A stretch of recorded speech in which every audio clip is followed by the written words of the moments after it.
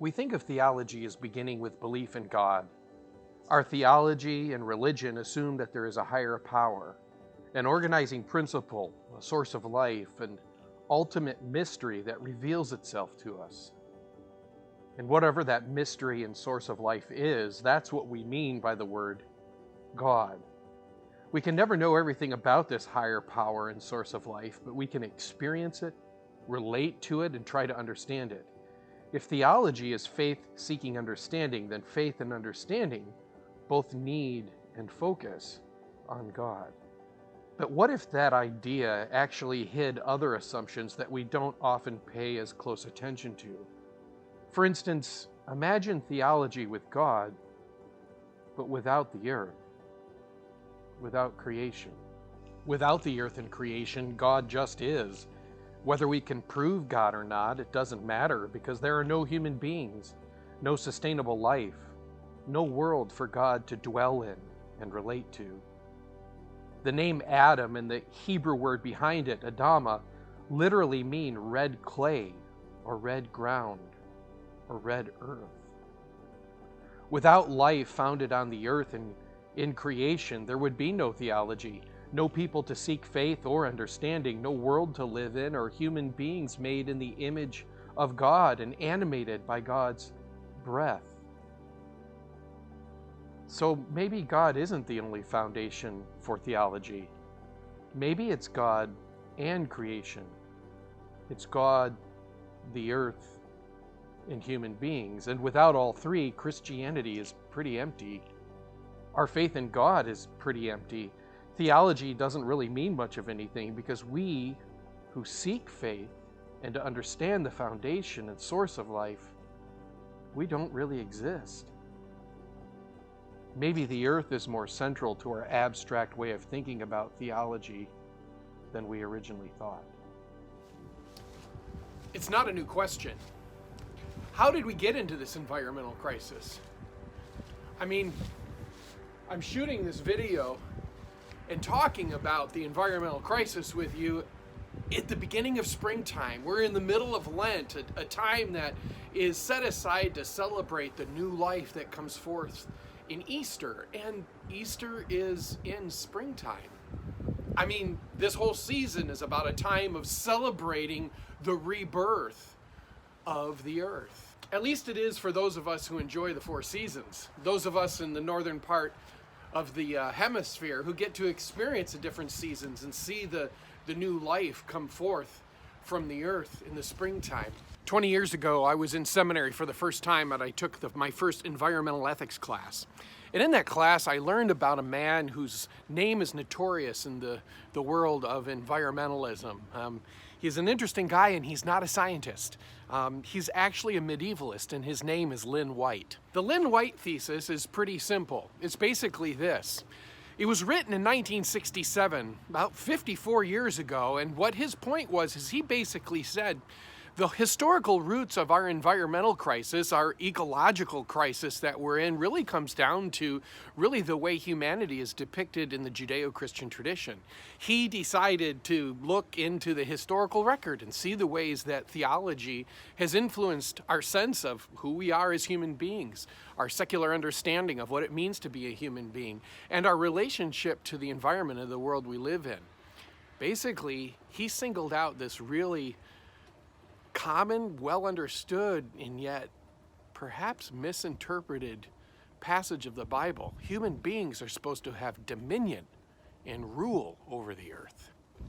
The now famous Lynn White thesis basically states that the roots of our ecological crisis, of our broken relationship with the environment and with the earth, comes from this biblical passage that says human beings are a part of creation, but we were created to have dominion or rule over the earth. This has basically turned into an entire global system in which human beings treat the earth like a thing. It's kind of as if human beings replaced whatever was at the center of their worldview with themselves. And the earth just became another means to an ends for what human beings thought was the good life. You can see it in the way that the cost of pollution, the environmental costs of our means of production and our consumerism are all in many ways externalized. That's an economic term that basically means they're put off on the social system to pay for, or they're completely ignored and deferred until the next generation has to face it. There's a lot of people who are really angry and upset and react very strongly to the idea of things like environmental laws that have a carbon tax or fees for the disposal of certain human as well as hazardous waste. But really, those are not some political agenda to harm or to take in tax revenues for the sake of benefiting just a certain people.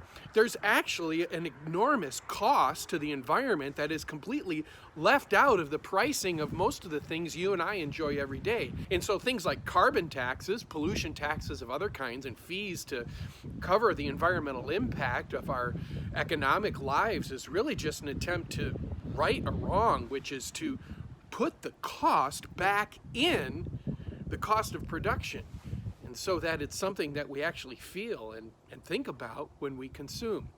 As I'm outside filming today, it's just beginning to gently rain. And I think about where this water may have come from. It could have been water that dinosaurs drank. And even 6 months ago, could have been on the other side of the world. As I said, it was 1967 when Lynn White wrote his thesis, really trying to unpack and help us understand how the ecological crisis, the environmental problems that we're having today may have some roots in our Judeo-Christian history. And here we are 54 years later working on this Herald series on Jesus, the peaceful one. Michele McGrath has written a beautiful article on who Jesus is and who God is in the environmental crisis. Section 163 of the Doctrine and Covenants describes how the earth, lovingly created as an environment for life to flourish, shudders in distress because of creation's natural and living systems are becoming exhausted from carrying the burden of human greed and conflict. She does a beautiful job of talking about how songs and hymns were some of the first scriptures she ever learned, and how the first sanctuary she really loved and knew was out in nature.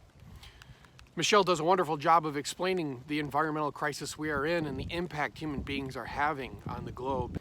As I said earlier, theology doesn't really make much sense. It's pretty empty if it doesn't have the earth and creation at the center with human beings and God. And this article that she writes just does a wonderful job of inviting us again to not only thinking about that, but moving towards action and reflection. This is honestly one of the biggest systemic problems that we face as a human species, this refiguring out how to live on the earth and to think about justice and peace on and for the earth, as if the earth is our partner in our project towards fulfilling shalom.